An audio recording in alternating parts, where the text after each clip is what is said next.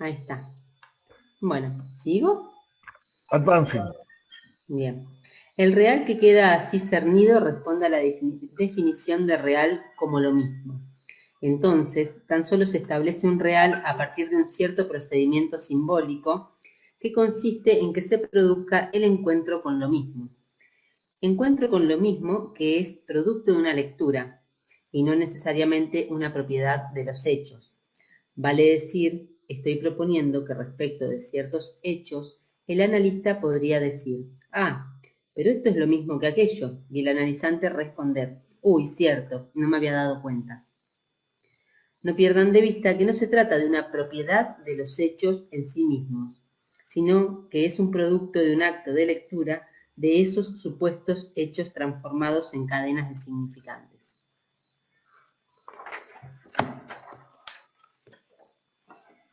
Bueno, yo acá salteé un poquito. Dice, ahora bien, lo real cernido por lo simbólico que el bucle establece implica una paradoja. Es importante que a ustedes no se les escape esto, porque es el producto del encuentro de lo simbólico con lo real, y de ninguna manera se trata de un real puro. A pesar de esta idea, el lacanismo contemporáneo tiende a pensar lo real, o el goce, como independiente de lo simbólico, lo cual invalida de plano mi propuesta. Desde mi punto de vista, el encuentro de lo mismo en el mundo humano, la articulación de lo simbólico con lo real, implica una paradoja, la de la repetición, a saber que ese encuentro con lo mismo no es encuentro con lo mismo. La segunda vez que a un sujeto humano hablante le sucede lo mismo, no se trata ciertamente de aquello mismo que la primera. El cambio se verifica a nivel del valor. Eso es lo que justifica que nosotros hagamos esta inscripción. Y dibuja... El cambio se verifica a nivel del valor. Sí, sí. Eso no entiendo. En realidad, a ver, dice algo del valor antes. Déjame que lo mire. Entiendo, sí, lo de lo real, cernido por lo simbólico, ¿no? Que yo lo entiendo como que no hay un real a priori, sino que es producto, ¿no? Simbólico. Pero la cuestión esta del valor. Y si lo pensamos en relación a la propuesta de que un significante en cuanto tal no significa nada, sino que el valor de ese significante está dado por su ubicación en la cadena y por la oposición, digamos, porque es lo que no es otro en todo caso. Podría ser pensado así, por eso es la paradoja de que es lo mismo y no es lo mismo. Pienso. Y esta cuestión que dice como antes, dice, encuentro con lo mismo que es producto de una lectura y no necesariamente una propiedad de los hechos.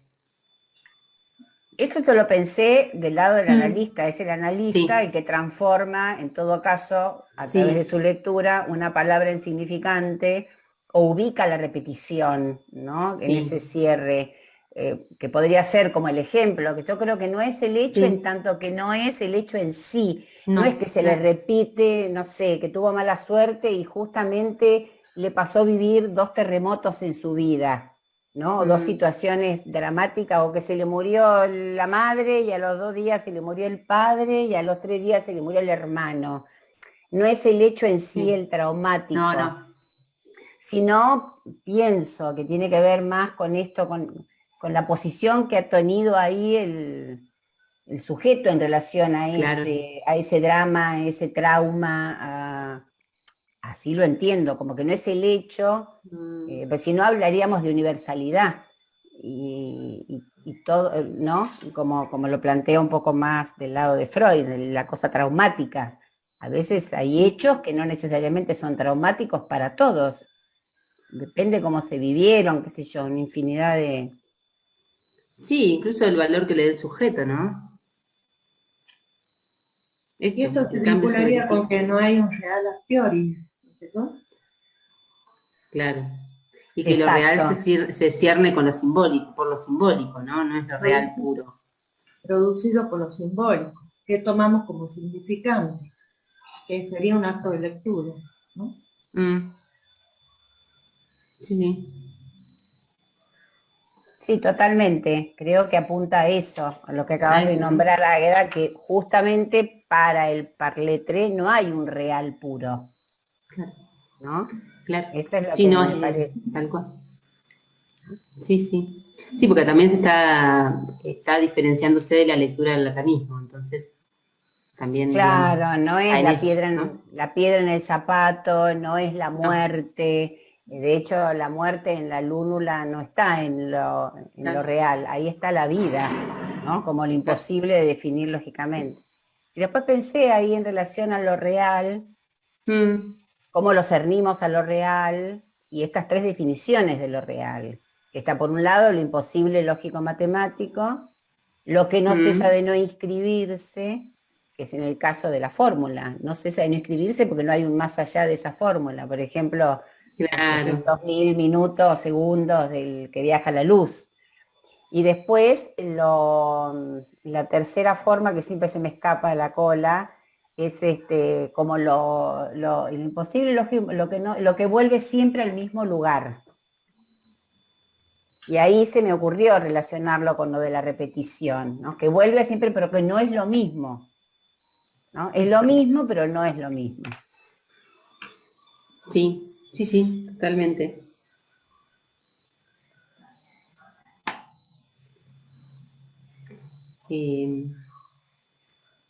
¿Continúo? André, ¿te parece que vaya, digamos, leo de corrido o leo lo que marqué? Vos decime. No, si lo que marcaste, si querés. Dale. Bueno, ustedes cualquier cosa, si no, lo que yo no marqué, lo traen. Dice, elegimos esta forma de escritura, el bucle, para dar cuenta de la articulación de lo simbólico con lo real. De modo que lo mismo, lo real en el mundo humano, hallable solamente por la vía de lo simbólico, es inaccesible sin la mediación de lo simbólico. Esto se produce por un efecto de lectura. Es fundamental que el sujeto cuente para que advengan las repeticiones. Con lo cual, si el sujeto cuenta, la repetición se produce como otra vez lo mismo. Y lo que se demuestra es que si algo se repite como otra vez lo mismo, no es lo mismo. Si uno no cuenta, puede ser lo mismo. Esto sucede en los animales y ahí da un ejemplo de la psicosis también. Acá quería simplemente ajustar una cosita que no viene nunca de más poder, que el hecho de concebir al real como efecto de lo simbólico, que no hay manera de discernir lo real si no es vía lo simbólico, esto hace que lo real no sea considerado como lo inefable, como lo que no se puede decir, que es la manera de proponerlo que tiene en general cierto lacanismo, ¿no? Que el considerarlo al real como primero y el simbólico como ese mantel corto que no logra cubrir, o el talón de Aquiles, que yo pongo estos ejemplos, eso queda como fuera de la palabra, como lo inefable, lo que no se puede decir, no se puede hablar del goce como real, no se puede decir, ¿no? Sí, se puede hablar de lo real, de hecho nosotros tenemos que cernir en el análisis del imposible para ese asunto, que es lo que hace que se repita, lo que no cesa de no escribirse, ¿no? Porque si no, ¿qué sentido tiene un análisis? Porque si no, no hay posibilidad de modificación ni nada. Claro. Y la cuestión de la cuenta, María, que hablábamos el otro día, la ambigüedad de esto. Sí, yo estuve mirando y encontré en una clase del seminario el 3 de junio del 59, del seminario 6, ahí está bien el ejemplo que da Alfredo acá respecto a que el niño se cuenta y se descuenta, que la verdad que es bastante, a mí me resulta complicado esto de pensarlo, que lo había empezado a pensar en relación a la famosa raíz cuadrada del -1, ¿no? Que no es uno, el sujeto, digamos, ¿no? que es ninguno, porque en algún lado él lo dice en el seminario 9, que el sujeto es ninguno, que quiere decir la traducción en francés no uno, ¿no? Claro. Para mí abre infinidad de posibilidades de pensar. El sujeto no es no uno porque está entre los significantes, ponele, que tampoco tiene que ver con la ontología, que no es el individuo como uno, sino que en ese sentido es no uno. Pero esto de la cuenta, yo tampoco lo termino de entender, porque él dice que, pues, si es que yo más o menos entendí esto que venimos trabajando en el libro, es que el sujeto es el efecto de una falla en la cuenta. Lo dice por ahí más adelante, ¿no? Y el contar, que también lo nombramos recién, nosotros necesitamos que el paciente cuente, que diga, que cuente su historia, y ahí se dará cuenta que algo repite. Pues sabes que esto ya me pasó a mí, ¿no? Digo, y esta cosa, no sé si se lo conté ya, sé que muchas veces el paciente, yo creo que ya se lo conté, o se lo conté infinidad de veces. Digo, supongo que en esto, lo que pasa que a mí, en relación a este concepto, me pasa que cuando uso el sujeto, pienso en el asunto. Y a veces habla del sujeto en el sentido antropológico, del sujeto como el paciente. Porque en el ejemplo que da del niño que dice, somos 3 hermanos, Juan, Pepito y yo, está hablando ahí no del sujeto. En todo caso sería el resultante de esa cuenta, el sujeto. No sé si me entiende lo que quiero decir.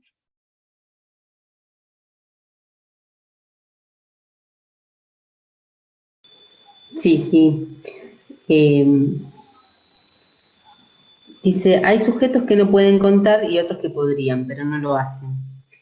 Dice, en los fenómenos más típicamente psicóticos, las fallas en la función de la cuenta son notables. Y yo me acordaba de un estudiante cuando di clases en Mar del Plata, que tenía, digamos, alguna cuestión psicótica, pero nada, estaba súper adaptado y de hecho estaba haciendo el secundario, y que él contaba insistentemente clase a clase lo mismo, y no daba cuenta que contaba lo mismo.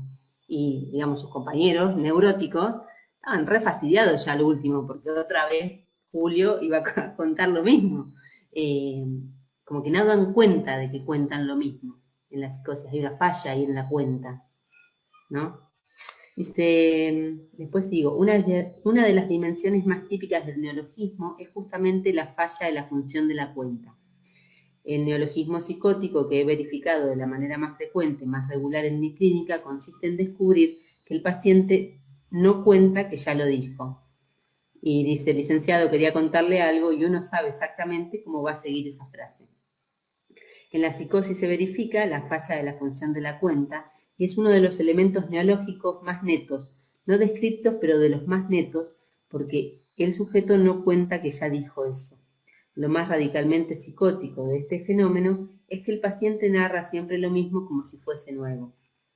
Entonces, la forma de escribirlo en espiral tiene la virtud de inscribir muy bien que se trata de la articulación de lo simbólico con lo real.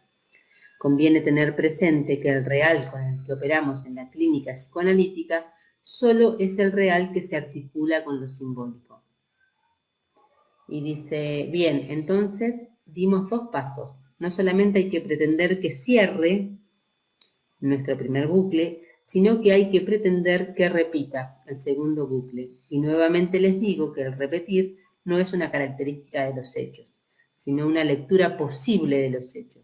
Con lo cual, lo primero que hacemos en la clínica psicoanalítica es convertir a todos los elementos discursivos en significantes, esto es, entramarlos en una relación de varios S1, S2. Ahí el párrafo anterior dice que sin lugar a dudas hay otro real que es el de la ciencia, con el que no tenemos nada que hacer como analistas. Yo lo entiendo como que el real de la ciencia sí es lo mismo, no tiene la paradoja que se nos presenta a nosotros como que es lo mismo y no es lo mismo, ¿no? Por ejemplo, el agua hierve a 100 grados centígrados bajo determinadas condiciones de presión, ¿no? Siempre es así. Sí. No se da la paradoja, ¿no? Claro. Sí, así lo entiendo. Sí. Sí, es como recién les explicaba lo de la velocidad de la luz, eso, siempre es lo mismo. Es lo mismo porque hasta que en todo caso se funde otro imposible. Pero en ese momento es imposible, es lo mismo, es cierto. Tal cual, Andrea.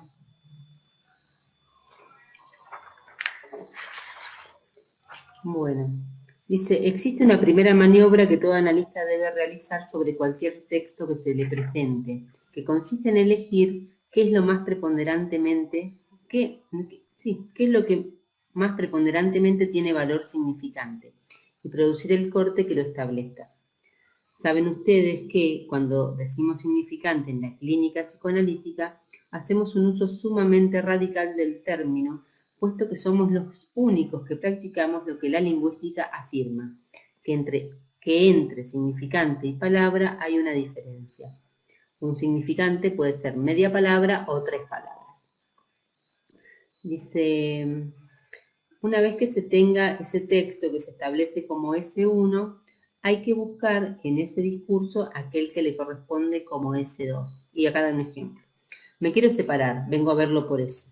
La maniobra es, me quiero separar, es un significante que, como tal, no significa nada, por tanto hay que agregarle el S2, que establezca el valor opositivo. Podríamos responder a nuestro paciente, por ejemplo, bueno, sepárese. Y si su respuesta fuese un no, lo que pasa es que no puedo, entonces se trata de me quiero separar y no puedo. Debemos introducir los cortes para producir S1 y luego establecer cuál es el S2 que le corresponde. O sea, aquel que se entronca con el primero en forma de bucle que articula la anticipación y la retroacción significante. Si hacemos eso, tenemos la posibilidad de haber cernido un real mediante un simbólico. Establecidos S1, S2, hay que buscar cómo eso repite, ya que si eso repite, obtendremos como consecuencia de la repetición la demanda. Establecer la demanda es un trabajo del analista. Me quiero separar y no puedo, no es aún demanda, porque para que algo sea demanda tiene que articularse a la frustración. Si no hay frustración, no tenemos demanda. Y para que haya frustración, esto es psicología pura, tiene que haber repetición. Recién ahí tenemos la demanda cuando esto repite. No me voy a cansar de insistirles, esto no repite per se, no es que sea un observable, es un producto de lectura. Es cierto que esta estructura de repetición puede venir enunciada explícitamente por el sujeto, ofrecida por su propia lectura. Y en los casos en que no sea así, hay que operar esa lectura en un trabajo también llamado por Lacan preliminar al análisis, y que consiste en la puesta en forma de la demanda. Todo eso.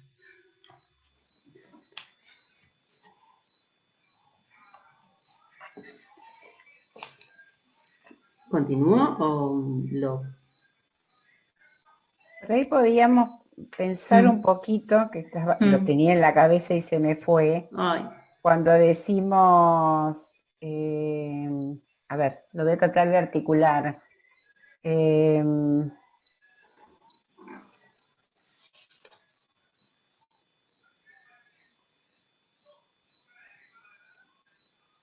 Si uno dice, me quiero separar y no puedo, se supone que ahí hubo, el primer significante había sido me quiero separar,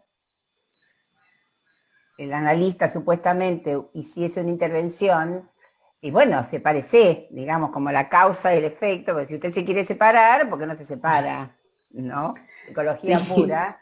Corta la aparece ese segundo significante que es no puedo, ¿no? Pero ese sí es un efecto de lectura.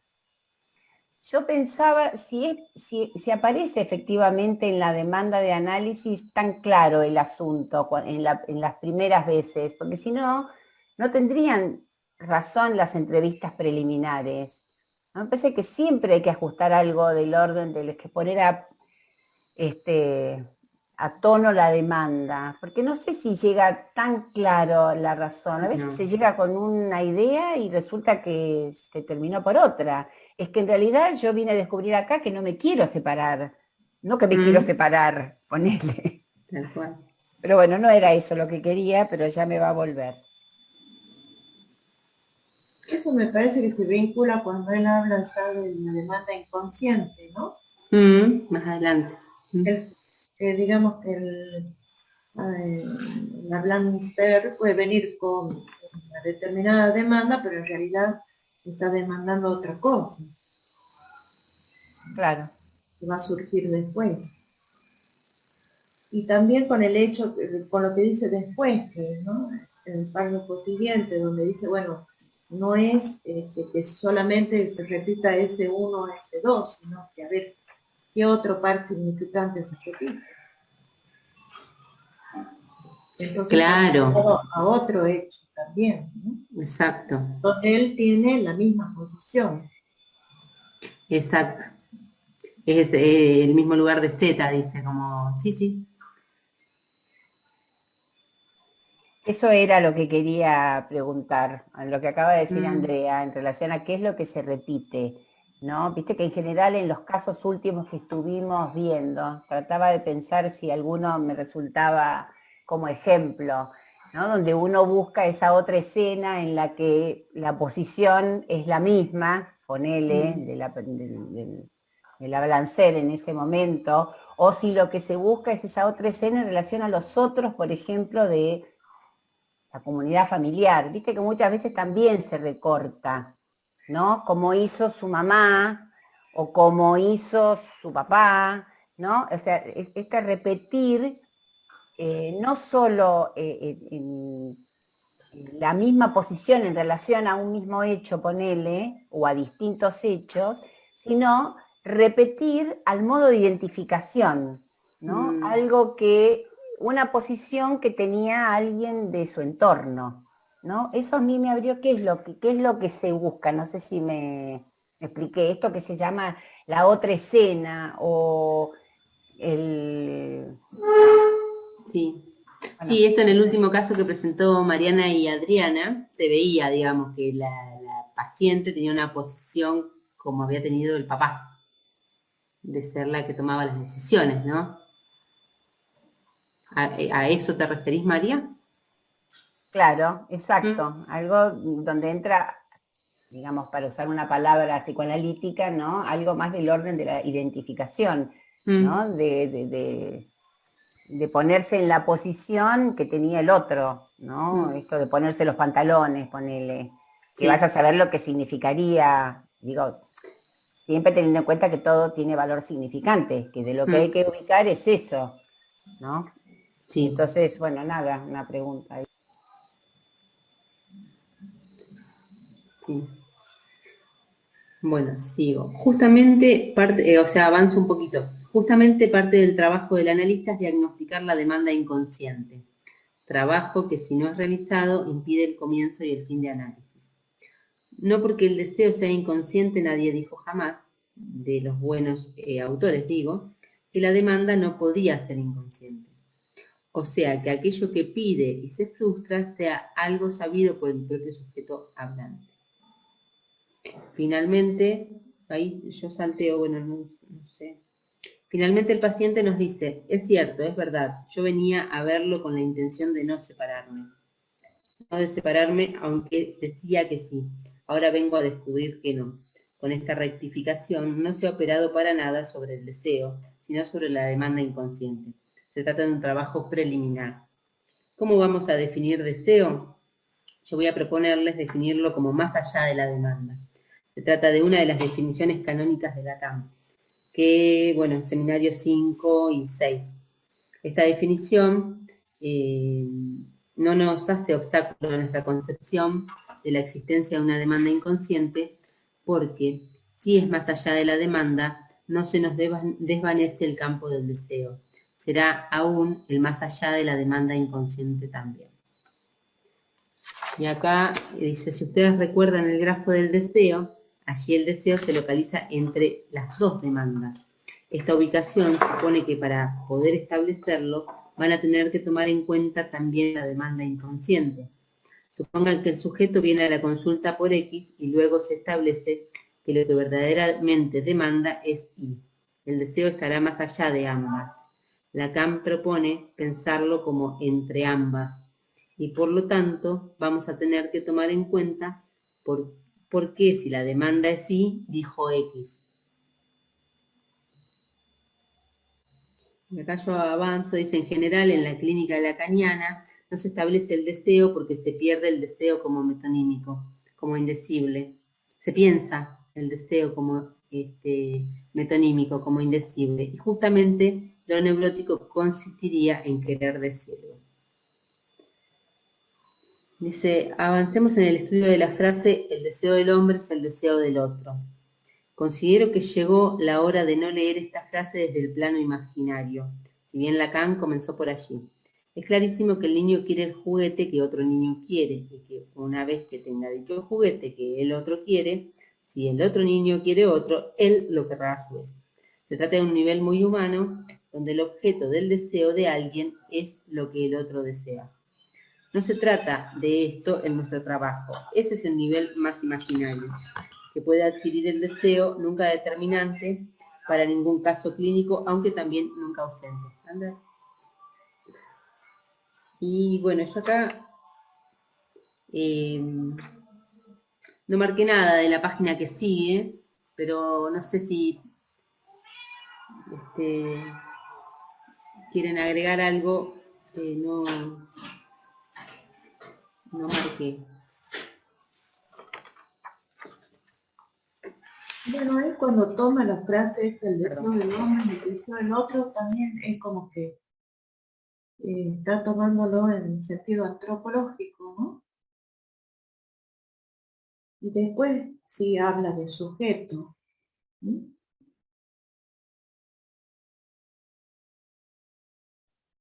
Y de hecho, Alfredo ha dado muchas veces ejemplos en relación a esto imaginario que es la que más conocemos, de que el ejemplo que da del niño, el ejemplo que da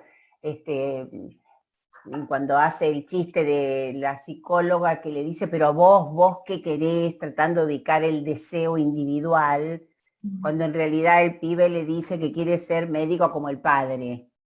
¿No? Pero acá nos está diciendo que esa es una vertiente, digamos, del deseo, una vertiente imaginaria, que en realidad siempre en relación al deseo hay un medio decir, que en realidad no se podría formular, porque es confundir al deseo con el objeto del deseo, o con el objeto de la demanda. Pero digo, qué complicado, porque en lo que se dijo anteriormente uno hubiera dicho, bueno, ubicamos el deseo, el verdadero deseo es que no quiere separarse, y no, no es el deseo ese, ¿no? Ahí se puso a tono la demanda, pero la pucha, ¿cómo hacemos, no?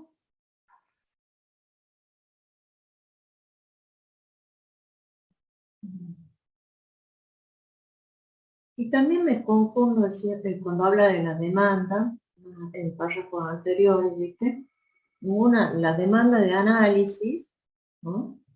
Bueno, con la demanda que viene al ser, después surge otra demanda, y esto que definimos el deseo como más allá de la demanda. Y ahí cuando dice demanda, ¿no? Deseo como más allá de la demanda, está hablando de la demanda del otro, que son distintas, ¿no? Que Sí, creo porque que él aparte... después, perdón, cuando él No, se dale, María. usa al fantasma como el soporte del deseo, dice que el neurótico tiende a confundir el objeto de deseo con la demanda del otro. Claro. O sea que a lo mejor ahí viene esto, ese nudo ahí. Sí, aparte él está analizando esta frase de el deseo del hombre es el deseo del otro, ¿no? ¿Es así? Viene a eso, entonces me parece que lo que quiere marcar es que meter la demanda, ¿no? De que no se trata del deseo del otro, sino se trata de... Después lo desanda bastante de la cuestión discursiva, digamos, ¿no? De lo que la marca. Sí, ahí como lo dijo recién Andrea, es Sí, hombre, claramente es el sujeto antropológico. claro. O sea que ahí se nos arma, porque ¿de qué sujeto hablamos? ¿No? ¿Cómo es esto? Me parece que él porque toma, ¿quién era? Hegel el que decía el deseo del hombre es el deseo del otro, no me acuerdo. Y después es Spinoza, que es el que decía que la esencia del hombre es el deseo. Me parece que venía por ahí, que él venía trabajando algo de eso, de filosofía. Sí. Pero bueno, hay todo un seminario sobre el deseo y su interpretación, que yo lo leí en un grupo lacaniano, con lo cual tengo que volver a leerlo. Porque... Bueno, ya lo vamos a leer, María. Sí. Acá. Sería súper interesante, incluso para la clínica, o sea, porque te ubica con una posición ética totalmente distinta. Bien, lo quiero, no lo tengo. Es enorme. Claro. Bueno. Bueno, digamos, de la página que sigue yo no marqué nada, André, no sé si vos querés agregar algo ahí, la 189 o a alguna de las chicas ya.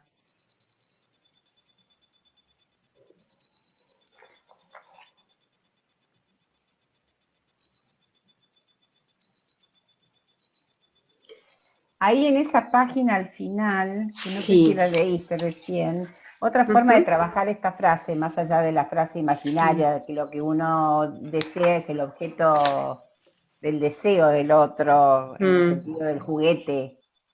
Dice, otra forma de trabajar esta frase, que sería el deseo del hombre es el deseo del otro, muy frecuente entre comentadores de Lacan, no sé si está avalándola o la está criticando.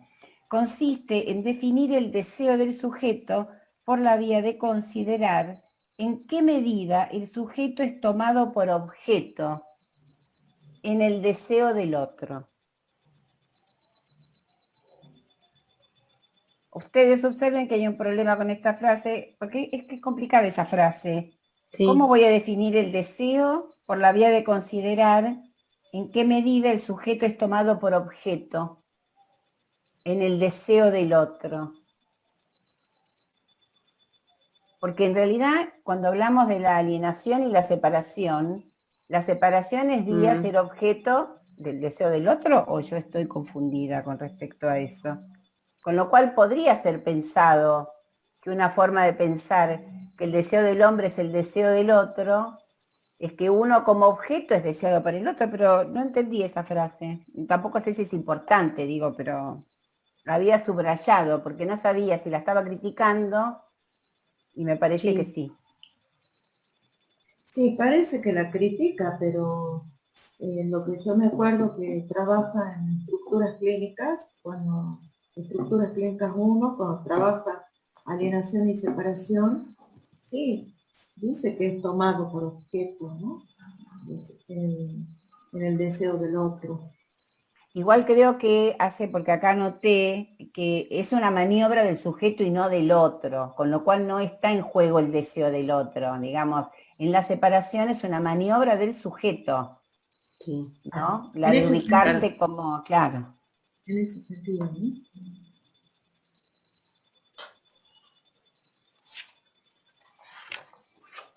Bueno. Después, lo que yo marqué está, digamos, en la página 190, en el tercer párrafo. Está muy marcada la condición. Les propongo que el lugar del hijo es fuertemente fantasmático. Lo que se marca mucho es qué tipo de objeto somos para el otro. Pero no sé por qué decimos del deseo del otro. Y entonces, ¿para qué la frase? Hay una explicación muy interesante de Lacan, y es que el deseo del hombre es el deseo del otro por la posición de nesencia en la que el hombre queda respecto de su propio deseo. Se trata de la única vez que Lacan dijo nesciencia. El término no existe en español. En francés se utiliza para cuando algo no se puede saber a causa de su propia estructura. Cuando algo es imposible de ser sabido y no es ni misterioso ni inefable. Lacan lo usa para explicar que es como otro que el hombre desea. Lacan lo explica mediante el uso del genitivo. El único caso en el que no abre la ambigüedad del genitivo es en tanto que otro que el hombre desea. Por lo tanto, nadie puede decir yo deseo desde la perspectiva del deseo inconsciente. Es en tanto del otro que el hombre desea. En un sentido no típico de esa fórmula de Lacan, nosotros nos quedamos mucho con lo imaginario. Les propongo que la fórmula el deseo del hombre es el deseo del otro queda como un establecimiento de la más profunda en esencia en el mundo humano. Ahora que le voy a abrir a Fidel.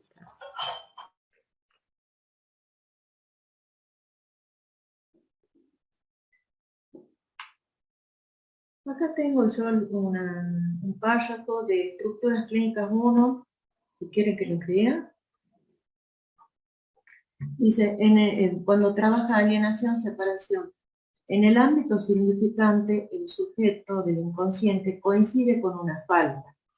En realidad, habría que decir con varias faltas, o con varias modalidades de la falta, o con la articulación de varias faltas. Para enfrentar la pregunta por el deseo del otro, cuenta con su propia falta.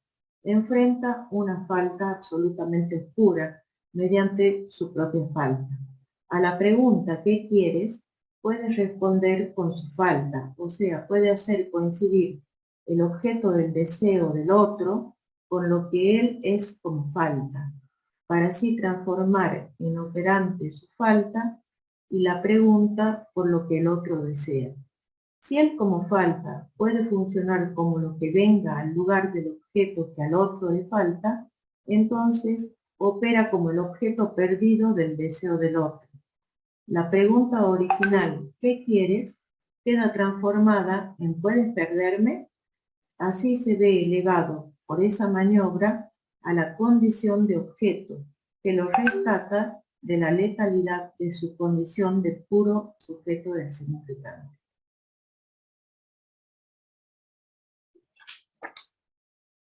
Eso por ahí a mí me aclaraba un poco esto de ser tomado como objeto del deseo del otro, ¿no? Que es una maniobra del sujeto, que produce esa torsión en la pregunta, ¿no?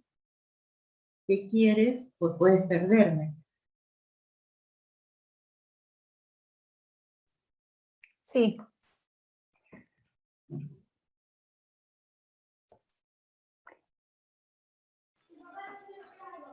Ahora, objeto del deseo, no deseo del otro.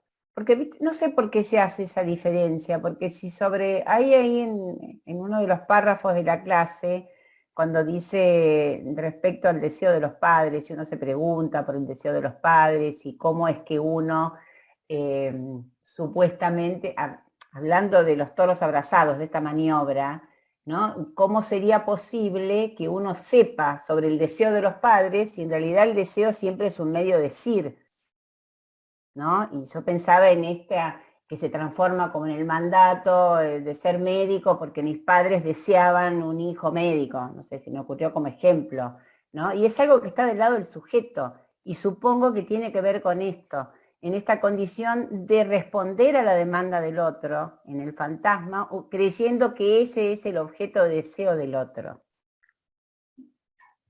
¿Cómo interpreta la demanda del sujeto?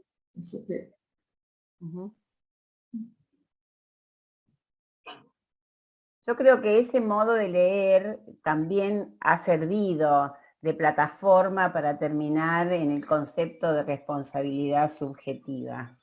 Como que es responsabilidad del sujeto haber abrazado determinado decir y no otro.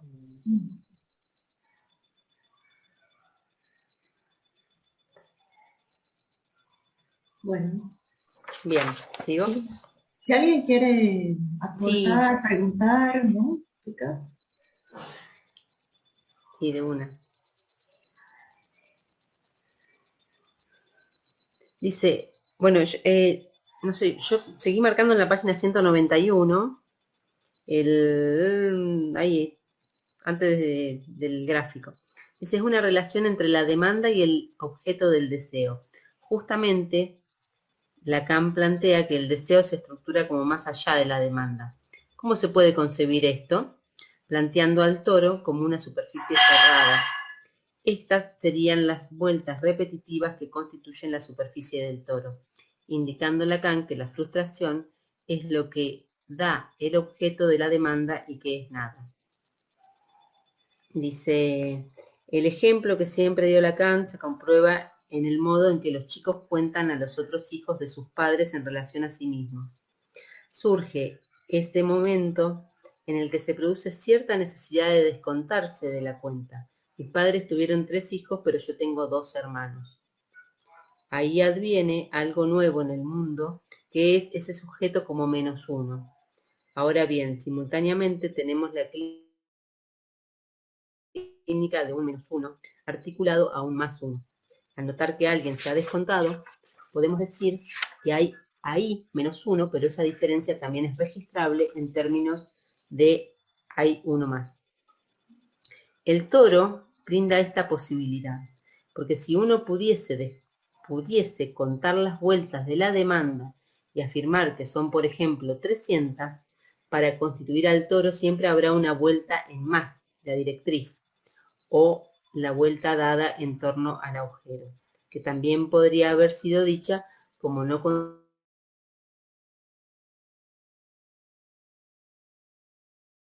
más o la vuelta contada en menos. Les advierto que solamente adviene por el cierre, que es un acto de lectura y no una característica de los hechos.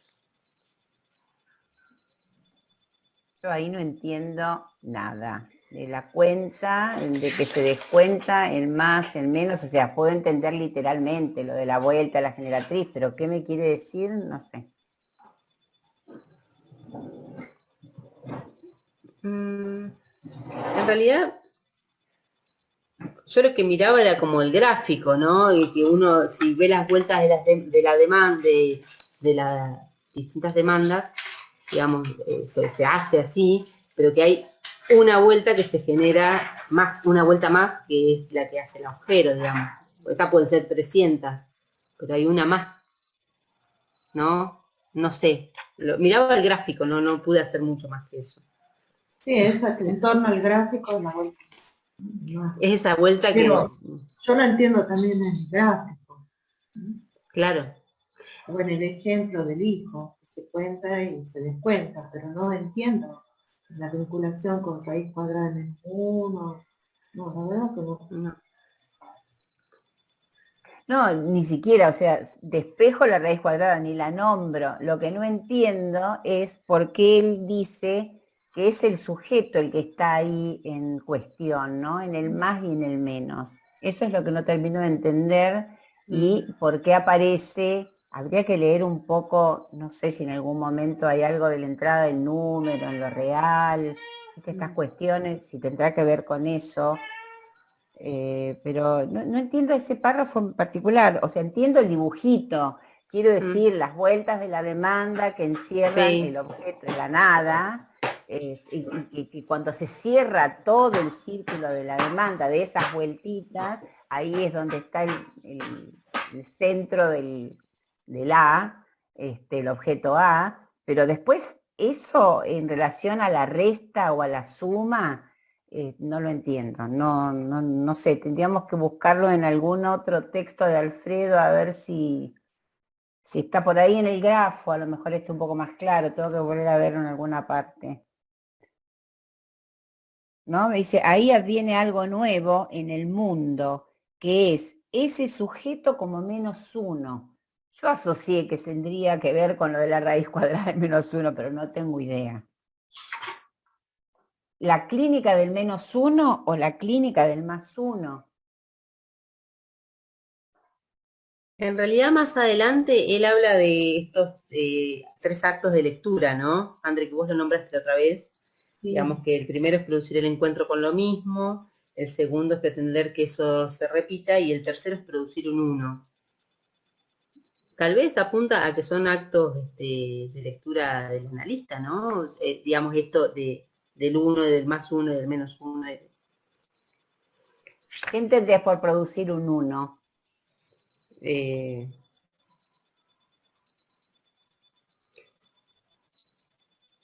a ver,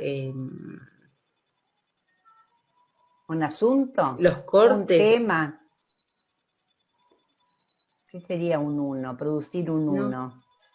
Es que lo dice... Sí, tal cual. No dice más nada que eso. En realidad pensaba en las, digamos, en que las maniobras en las maniobras del analista, ¿no? Está diciendo eso.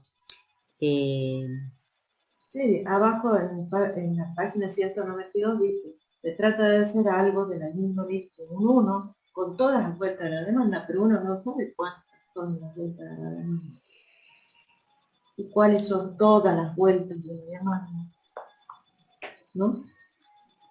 No sé, ¿te acordás que en una de las presentaciones que había hecho sobre el significante, Mariana había explicado lo del significante que cuenta por uno, ¿no? Que cuando nosotros decimos, nos queremos referir a una mesa, no decimos 4 palos que sostienen una madera, sino que decimos mesa, ¿no? Como que más allá de los elementos que conforman eso, el significante cuenta por uno. Pero digo, en ese tercer movimiento, que es buscar lo que se repite, primero producir el encuentro con lo mismo, después buscar y después producir un uno, ¿qué será ese uno? Digo, ¿será ubicar el asunto como un tema, como una unidad? No lo sé. Dice, acá dice, dice, entonces, ese es un acto de lectura, el tercero, necesario, producir un uno, que será dicho elípticamente. Nada, yo busqué, lo busqué como en modo curvado, en modo ovalado, no sé, con un medio decir, pero que no puede faltar en un análisis o en el umbral, en el umbral de su fin. Se trata de hacer algo de la índole de un uno con todas las vueltas de la demanda. El deseo está articulado, pero no es articulable, sin embargo, se lo dice elípticamente. Lo que se propone es que si bien el deseo es una vuelta en más o en menos, que nunca puede ser equiparada a ninguna de las vueltas de la demanda, nuestra generatriz, está articulado, por lo que cabe decirlo elípticamente. O sea, hay una forma de medio decir. Y ahí está tratando también deseos como más, en más o en menos, ¿no? Como el sujeto, ¿no? En realidad me parece que es porque toma la topología, entonces es como ese juego, ¿no? Entre la topología y el psicoanálisis, que me parece que está haciendo como ese movimiento, ¿no? De explicar por qué el toro, no sé. Sí, no sé, a lo mejor tenga que ver con ubicar algo del orden del objeto del deseo, hacer uno en tanto eso, ubicar algo de ese, en ese medio decir, como es medio decir, no se puede del todo decir, es como la verdad, que se dice a medias. Digo, el hacer uno será poder aproximarse a decir algo del orden del deseo, de lo que uno desea, si bien no se puede saber, porque lo que uno puede en todo caso aproximarse es a decir el objeto del deseo, pero no hablar del deseo en sí, porque ¿qué sería el deseo en sí? Sí, en realidad también se está diferenciando de esta cuestión del deseo como metonímico, como inalcanzable, ¿no? Es decir, bueno, si tomamos una estructura que tiene cierre, al menos, ¿no? Algo ahí que se pueda a medio decir, pero que se diga, digamos, ¿no? Para eso es un análisis, no para que el sujeto no, digamos, desea esto, desea lo otro, y está metonímicamente deseando siempre, o sea, como los cortes, ¿no? Con las intervenciones. Pero Es que a mí me parece que eso que se dice, que se desea, no habla del deseo, que son objetos que imaginariamente pareciera sí, que es lo que se desea, porque acerca de lo que se desea, ahí está el medio decir. claro. Sí entiendo lo que planteas, que es lo que ya veníamos viendo desde el principio de la clase, que considerar que el deseo es metonímico está mal formulado, que el Claro. deseo en todo caso usa la vía metonímica, pero no es metonímico, ¿no? Porque si no es como, sí, asintótico, no es posible cernir nunca ahí algo del orden del deseo.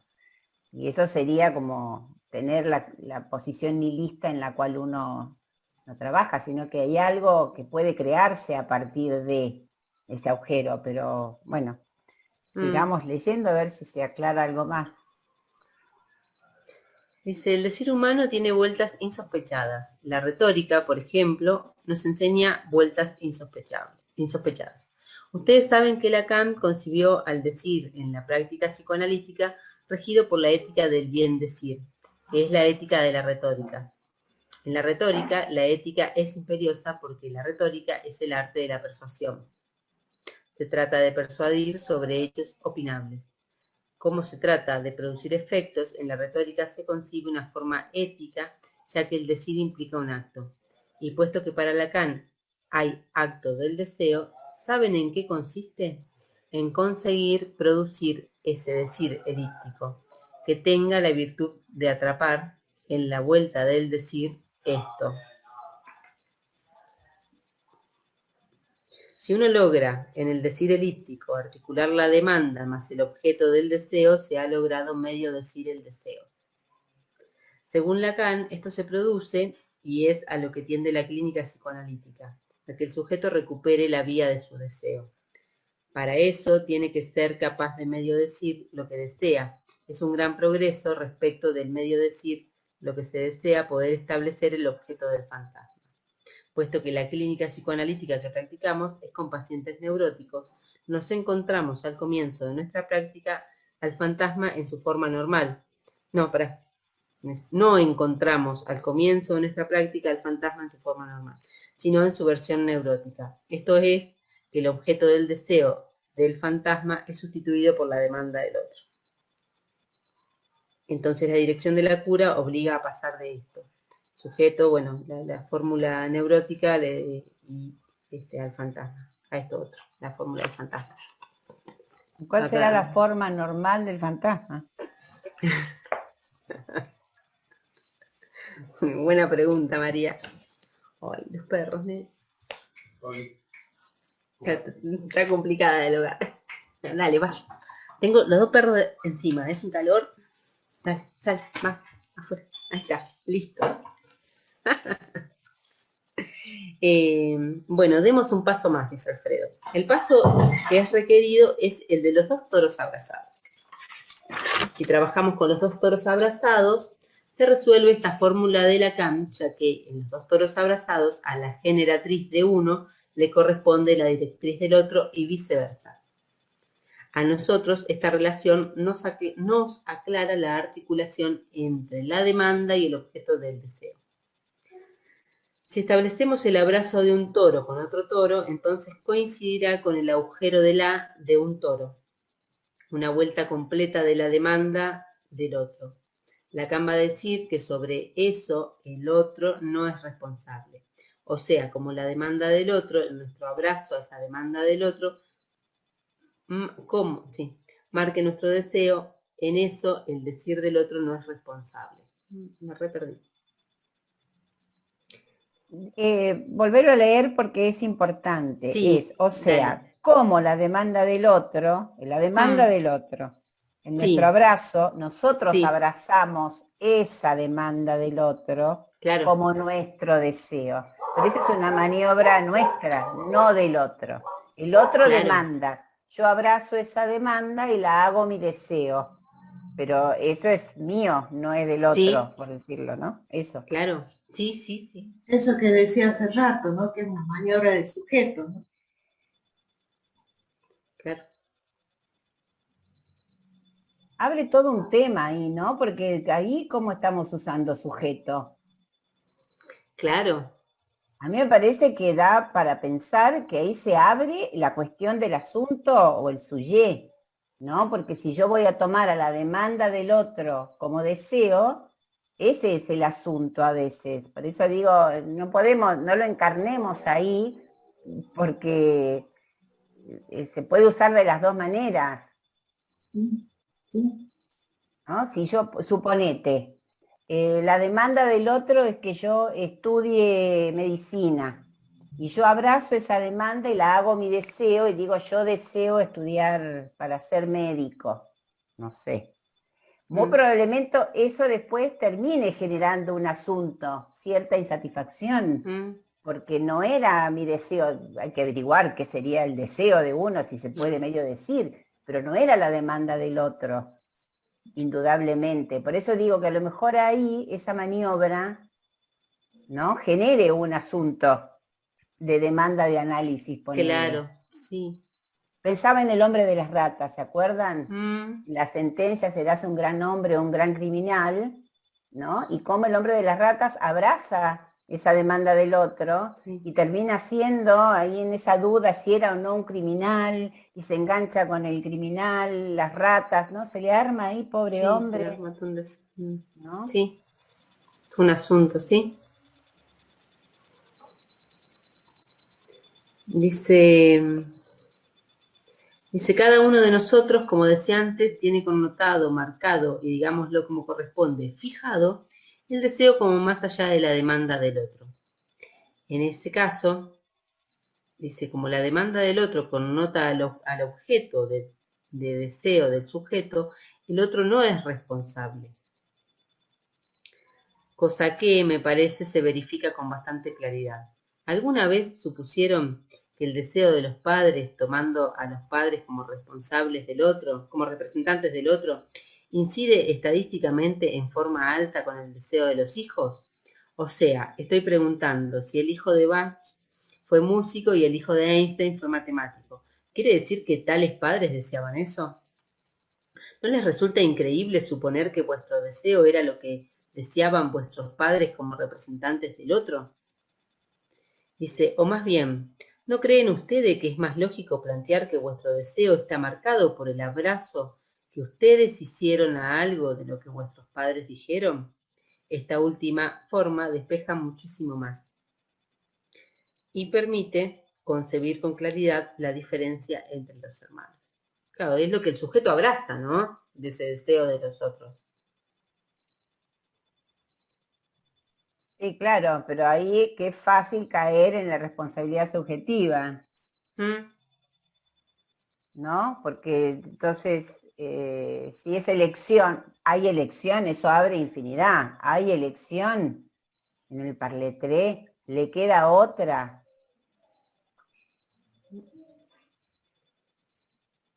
Sí. Ahí dejaron saludos las chicas. Sí, Gaby y Laura, que se tenían que retirar. Bien. Perfecto. Bueno, y después, sobre la fijación del deseo, toma, digamos, cita, una cita. Nada, yo recorté un pedacito de esa cita, no sé si quieren que la lea toda o lo que recorté, lo que quieran. ¿Sí? Dice, ¿qué? Dale, mal. ¿Qué es lo que se fija? El deseo, que por estar tomado en el proceso de la represión se conserva en una permanencia que equivale a la indestructibilidad. Estamos en 1980, observen que insistió hasta el final. La indestructibilidad del deseo y la fijación del deseo. Ya sé que más de uno puede estar pensando. Claro, el deseo es indestructible porque como es el deseo de nada y es más allá de toda demanda, es imposible de destruirlo. Es imposible destruirlo. Dice, les pregunto, ¿qué ganancias tenemos con llamar fijación a eso? ¿En qué medida está fijado? Ahora bien, el afecto sí va y viene, no se engancha a nada en especial. A veces querés una cosa, otras veces querés otra. Contrastar, dice Lacan. Y después habla de la perversión. Lacan afirma que aquello que mejor indica la fijación fantasmática del deseo es la perversión, pero que hizo falta Freud para poder decir algo sobre esto. Yo ahí no marqué nada, seguí por la página que le sigue. Yo ahí no entendí nada. No. ¿Entendieron? Dice,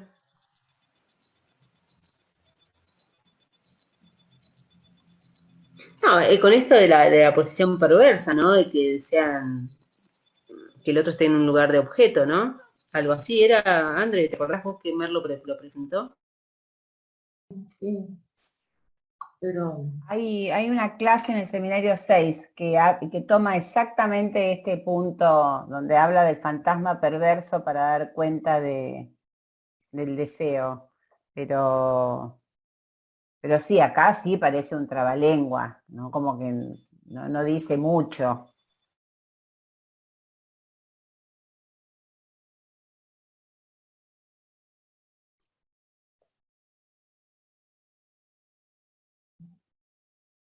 Se quedó congelada, ¿verdad? Sí. ¿Se le corto? Águeda se quedó congelada. Ahí está.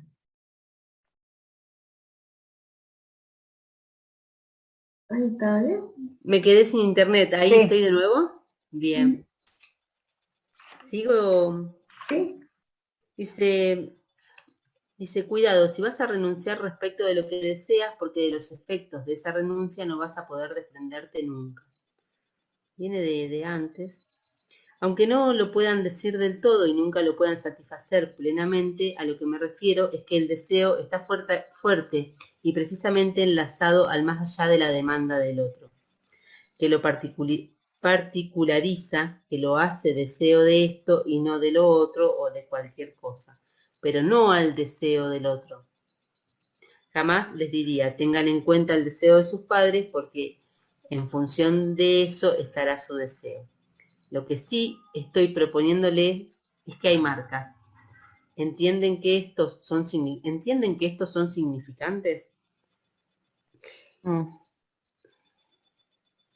Lacan propuso que en función del abrazo del sujeto a la demanda del otro, o sea, a lo que el otro dice o dijo, necesariamente se va a producir algo de la índole de una vuelta en más, o contada en menos.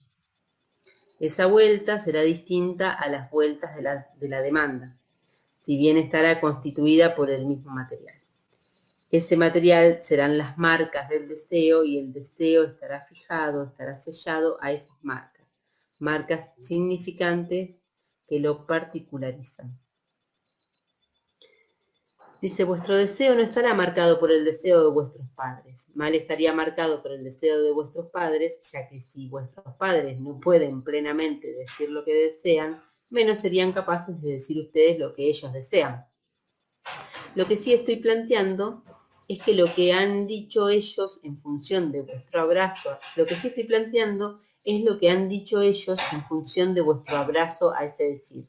Necesariamente marcará el deseo.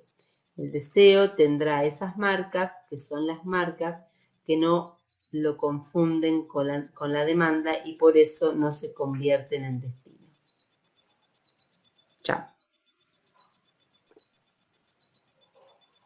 Y está bueno ahí, esto se me ocurre para poder cuestionarle a algún paciente que te diga, ¿no? Porque este era el deseo de mis padres, y yo quise cumplir con él para no defraudarlos, qué sé yo, ¿no?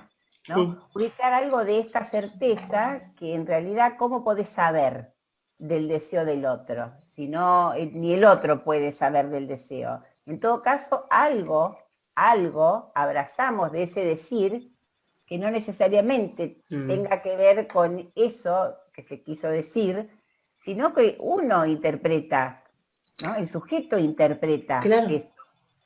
Lo toma, sí. Sí, y hay una interpretación tal cual. Claro, por eso la diferencia, ¿no? Entre hermanos. Claro.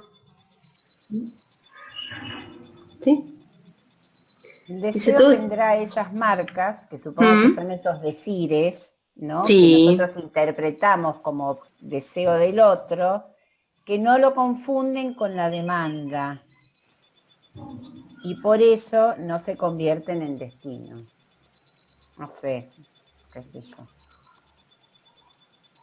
Es tan claro, Alfredo, siempre en todo, en esta clase particularmente, ha hecho un recorrido ahí medio... Sí. De la retórica, del bien decir, qué sé yo, me parece Lacan. El deseo, la demanda, sí. Que aparte está dando un seminario, Alfredo, acá. ¿No? ¿Viste? Es compleja esta clase porque hay como muchas, sí, pero que a mí me costó como seguir el orden, salvo esta necesariedad de la frustración para la repetición y la importancia de la repetición para generar demanda, ¿no? Y que podemos decir que más allá de la demanda, ubicar algo del orden del deseo, ¿no? Lo que no nombró acá, que es algo que yo por lo menos en la facultad se nombraba mucho, que es que siempre está la demanda de amor, porque la demanda no pide nada, digamos. Por eso es, no es eso, no es eso, y ¿qué pide en definitiva más acá la demanda? La demanda es presencia del otro, en realidad. Sí. Bien. Sí, dice que todo eso lo trabaja, perdona, eso no, lo trabaja el grafo, ¿no? En el libro del grafo del deseo. ¿No? La demanda de amor, el más acá. Y habría que volver a ver un poquito eso, porque me parece que mucho de esto nos está costando, porque por ahí con respecto a los decires, el enunciado y la enunciación, que también nos va a venir bien para entender esto del deseo, ¿no? Como uno tiene que medio decir, y desde el sujeto del enunciado y el sujeto de la enunciación, porque quien dice, ahí me parece que a lo mejor volver a ver un poquito esa parte del grafo nos aclararía algo de esto. Sí, de hecho los capítulos que quedan de este libro tienen que ver con la espacialidad, ¿no? André, ¿algo vi hoy? No. Sí, con la estructura espacial de la realidad. Y son todos... Crosta. Proyectivo, Crosta.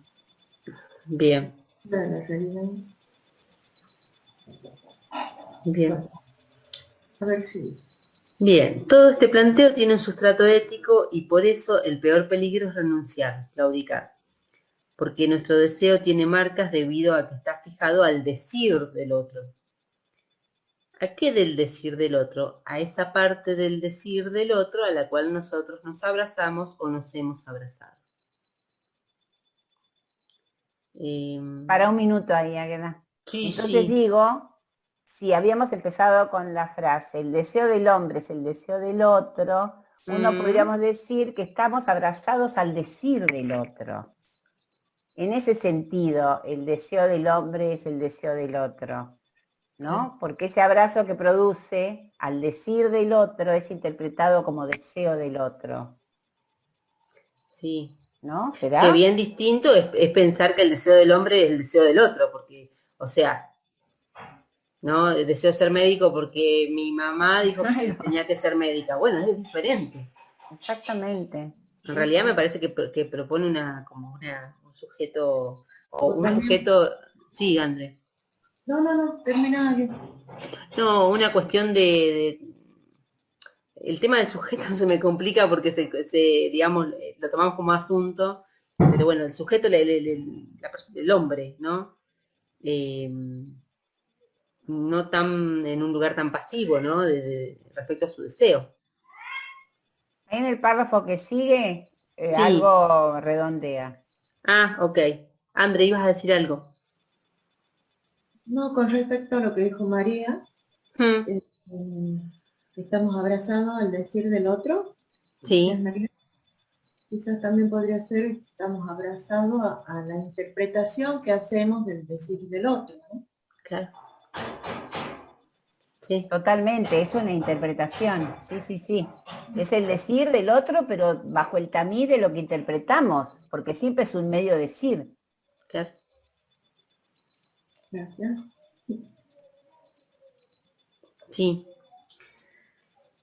Dice, asimismo, allí donde nosotros entremos al abrazo en la posición de otro, produciremos el mismo efecto sobre quien encarne la posición complementaria. O sea que como padres no podrá dejar de producirse el que las pavadas que digamos cumplen la función de marcar el deseo de nuestros hijos.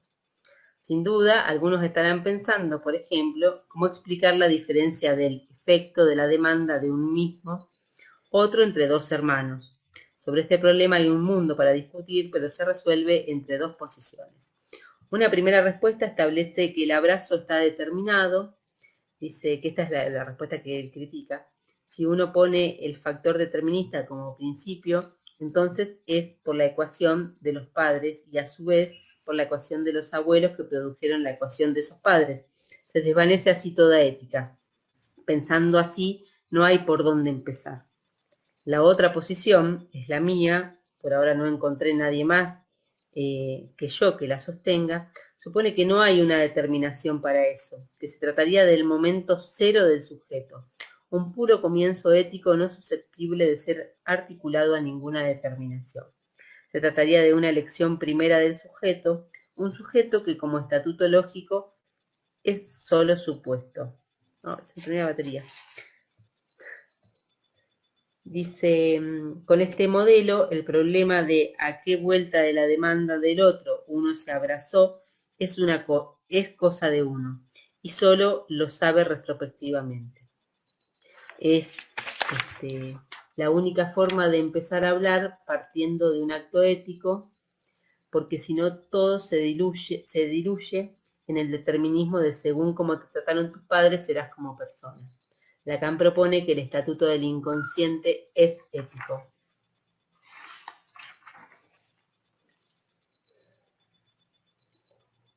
A ver si puedo interpretar. Bueno.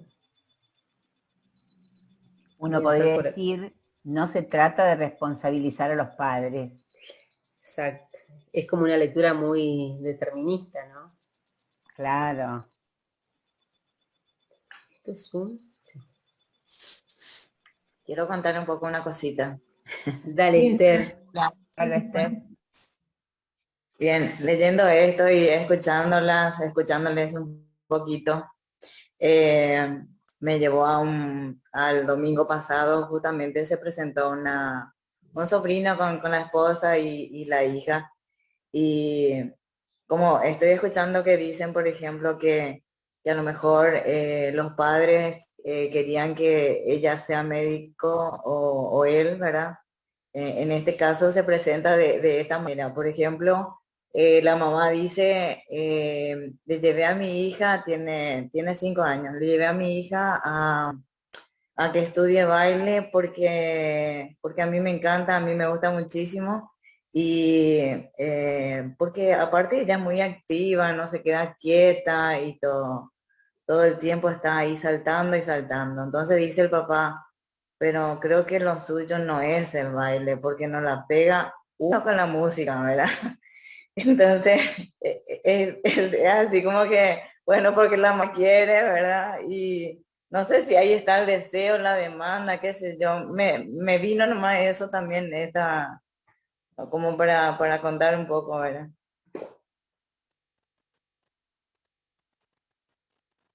No sé si es el deseo, es demanda, qué es lo que ahí se puede articular, ¿verdad? Que se puede, pero en este caso la mamá presenta que es lo que quiere ahí, ¿verdad? En la hija. Que es lo que a ella le hubiese gustado cuando chica. Y quizás las dos cuestiones, ¿no? La demanda de la madre a la hija, que hay que ver cómo la interpretará su hija, y el deseo de la madre, que era ser bailarina, quizás. Ella, no sé. Yo creo que sí, ella, porque, bueno, la nenita, por ejemplo, le gusta porque va y comparte con las otras niñas y está ahí porque hay muchas niñitas y todo eso. Pero, bueno, la música también seguramente, y según el papá lo observó, o sea, el ritmo, la coordinación, así, nada, o sea, no lo tomo. Está re bueno el ejemplo, Esther, me encantó, porque en general, ¿quién no ha pasado alguna vez por alguna de estas cosas? Porque tu mamá te mandó, porque cuando uno es chico a veces no termina o simplemente querés porque va tu amiguita a tomar clases de baile y vos también querés ir, o querés hacer, no sé, algún deporte porque va fulanita. Sí me parece que viene bien el ejemplo ahí a pensar de esa demanda de la madre, que a lo mejor ponía a jugar su propio deseo, no lo sabemos, ¿no? Un deseo frustrado que por ahí ella también quería, o es como interpretaba ella, que podía ser para su hija eso algo placentero, digo, a lo mejor esa criatura después abrace ese decir o ese deseo materno y lo haga suyo, podríamos decir, como no, y puede simplemente ser algo anecdótico de su infancia y después recordarán, ¿te acordás que mi mamá me mandaba a bailar y era un cascote bailando? Podría ser anecdotario y no contar para el sujeto eso. Ahí vino lo de la cuenta, ¿no? Pero por ahí podría ser un hecho significante, cómo abrazó y cómo vivió eso. Si fue tan exigente esa demanda, que termina siendo un aspecto frustrante para la niñita que nunca estuvo a la altura, ponele, según el padre, de ser una bailarina, y eso sí marcó su vida, porque la marcó como un fracaso para ese deseo. Es muy interesante, sí. Estuvo muy bueno. Sí, sabes que Esther, me haces acordar de una parte, digamos, que yo salteé, que habla, digamos, del fantasma parental, no sé si lo... y que habla de esto, ¿no? Que hay condiciones, ¿no? Y, digamos, como que dice, ustedes me dirán que la mujer se excusaría, digamos, porque como que al consultorio llega una mujer que no pudo ser mamá y le dice, bueno, quiero tener un hijo, y Alfredo le presenta un pibe con, no sé, 3 dedos y una pata, y dice, bueno, no, vuelvo mañana, hay condiciones, ¿no? Y respecto a los niños, también dice algo así como... Dice, ustedes me dirían que la mujer se excusaría con un creo que tendré que volver mañana porque acabo de darme cuenta de que olvidé la tarjeta de crédito, para no decir directamente que me voy a llevar un bicho así. Me río por el ejemplo que da Alfredo, que solo a él se le puede ocurrir, no por la cuestión. Dice,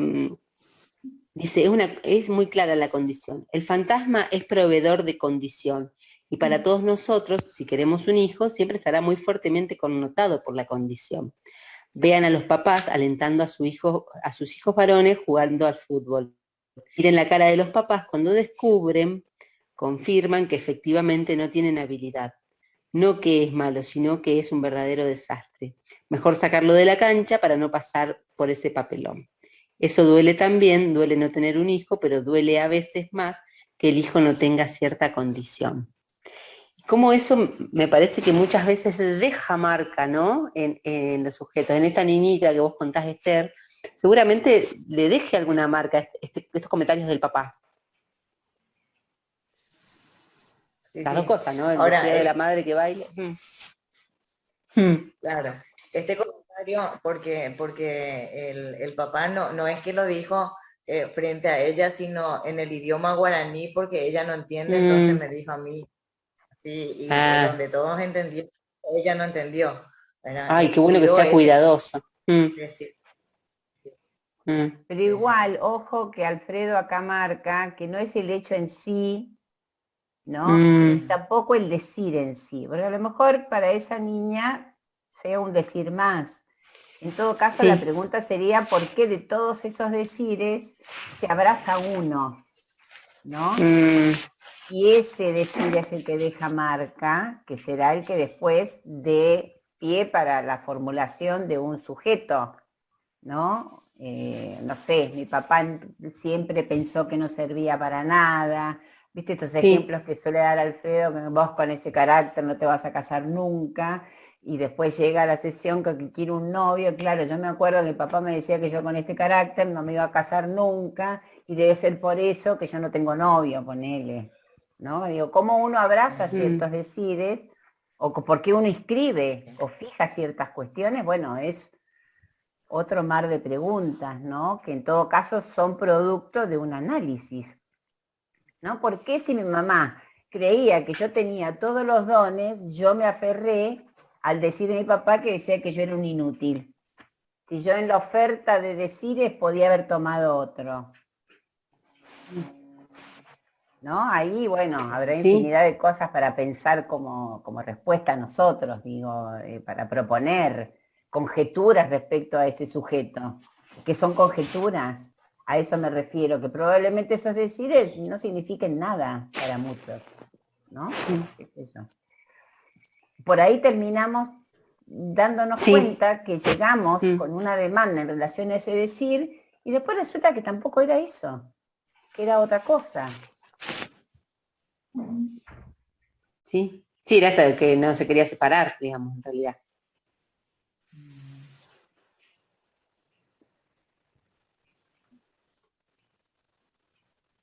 Bien.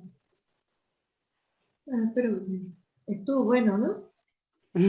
Sí, Después, sí. otro comentario que creo que no, Mm. nada que ver, esto sí no tiene relación, me parece, pero Dale, dale, que seguro como, tiene. como venía leyendo esto, también en una parte dice lo de la elíptica, y como muchos saben, estoy en el gimnasio hace tiempo como instructora, entonces es como que le digo a los alumnos 2 vueltas en la elíptica y mi mente voló a partir de leer esto, ¿verdad? Entonces, porque en la elíptica uno hace movimientos repetitivos, ¿verdad? Entonces, quedaba pensando ahí en el gimnasio que tenía, ¿será que tiene esto relación, verdad? Sí, 2 vueltas, los movimientos son repetitivos, que tiene que hacer otra suma, otra cosa más para que dé resultado, ¿viste? Así, como que uno va pensando en ese tipo de cosas también. No sé si, tal vez a lo mejor, qué sé yo, también es algo que sí tiene relación con el cuerpo y esas cosas porque vengo trabajando, estudiando a ver si tiene, que tiene que ver la resistencia, que tiene que ver, qué sé yo, la velocidad, la gravedad, inclusive que también está mucho eso en matemática, antropología, qué sé yo. Vengo viendo lo del cuerpo también un poco ahí. Sí, y Tomé esto, nomás esa palabra aquí. sí, esto del movimiento elíptico sí tiene que ver con la doble vuelta, porque es el doble bucle, ¿no? ¿No? Yo creo que sí, por los movimientos mismos que son repetitivos, tal vez los mismos no son los mismos, ¿verdad? ¿Qué sé yo? Así cuando te voy a pensar. Igual, Andrea, elipse, ¿cómo la entendemos? Un movimiento elíptico, que no es un movimiento circular, ¿no? O sea, si bien da vuelta en torno a, pero se aleja del centro lo elíptico, ¿no? Pero a ver, A ver, en la página 193, donde hace el gráfico, a ver, es que mostrame porque tengo otra numeración yo. ahí, Ah, sí, sí, la acá, elipsis es sí, alargada, claro, ¿sí? Es alargada, sí, sí. porque la distancia, esta distancia es menor que esta otra, ¿no? Pero este, acá hay un doble bucle, Sí.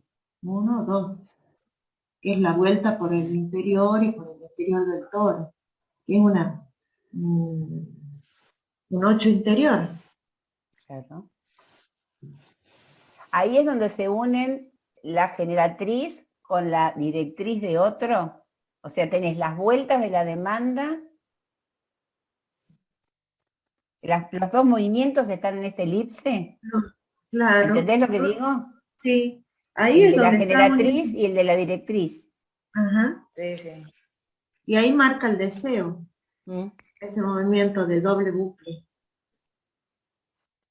Y que ahí aparece el sujeto, por eso es que él dice, yo lo entiendo así, que es más uno menos uno en esta vuelta, en esta doble vuelta, en este movimiento Ah, elíptico. Cuando habla de deseo y cuando habla de sujeto, habla de movimiento elíptico, ¿no? El deseo se dice elípticamente, no sé en qué parte está. Si bien el deseo es una vuelta en más o en menos, que nunca puede ser equiparada a las vueltas de la demanda, está articulado. Por lo tanto, cabe decirlo elípticamente. ahora, cuando decimos decirlo elípticamente, el elíptico, como es un círculo alargado, aplanado, lo quiere decir en el sentido de que está alejado de, o sea que El movimiento elíptico, como lo pensaba con el tema de la Tierra, que no es redondo, sino, ¿no? Esto, con esta figura, ¿por qué es decir elíptico? ¿Entendés mi pregunta? ¿Por qué se dice elípticamente? Porque se aleja del centro, o sea, ¿por qué decimos elípticamente es el decir?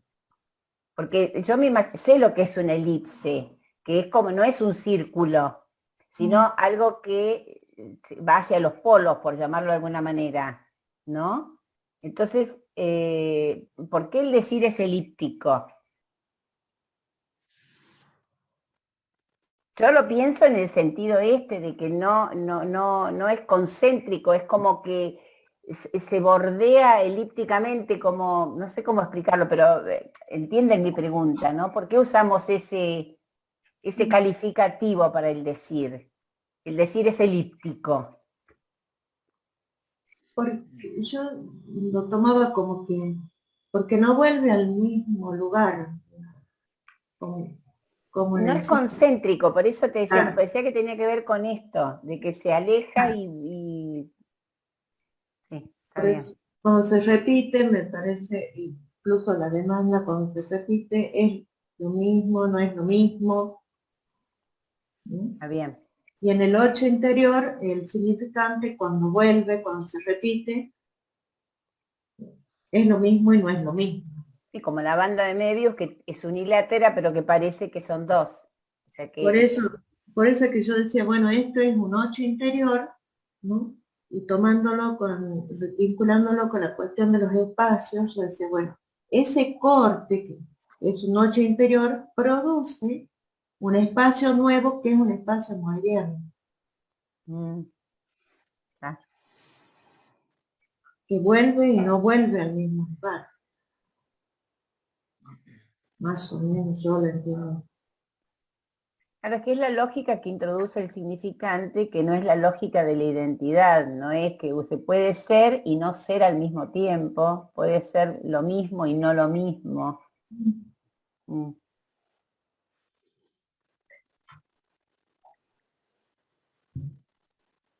Incluso esto, ¿no? De decir el deseo del hombre es el deseo del otro, bueno, es bastante lineal, ¿no? O sea, lo pensamos en la literalidad, me parece que Alfredo da toda una vuelta, porque si no sería, digamos, sería fácil. O sea, mi mamá deseó para mí que sea psicóloga, bueno, soy psicóloga.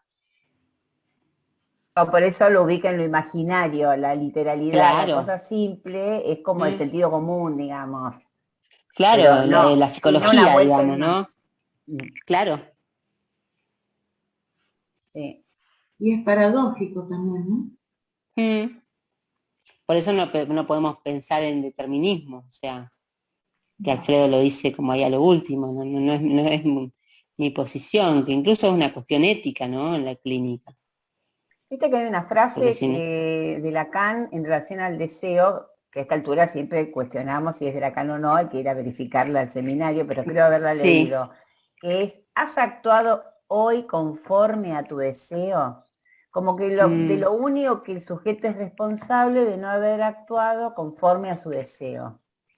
mm, Hay una frase de ese estilo, la he sí, leído, la he escuchado en la facultad infinidad de veces, mm, porque como trabaja con la responsabilidad subjetiva, ¿viste? En general uno es claro, como responsable de haber actuado conforme a su sí, deseo. Pero eso, claro, con todos estos otros conceptos que vamos, el medio decir, está articulado, es articulable pero no está articulado, digo, ¿y cómo sabemos mm. para saber si hemos actuado conforme al deseo? No, y aparte hay toda una cuestión de contexto de ríe, ama, vive, desea, no sé qué. Vos decís, bueno, traes esta frase, ¿No? o sea, a los psicoanalistas millerianos le traes esta frase y ya compran el combo. ¿No? El deseo como el acto ético por excelencia, digo, wow. Después todo eso hay que cernirlo en la clínica. Claro.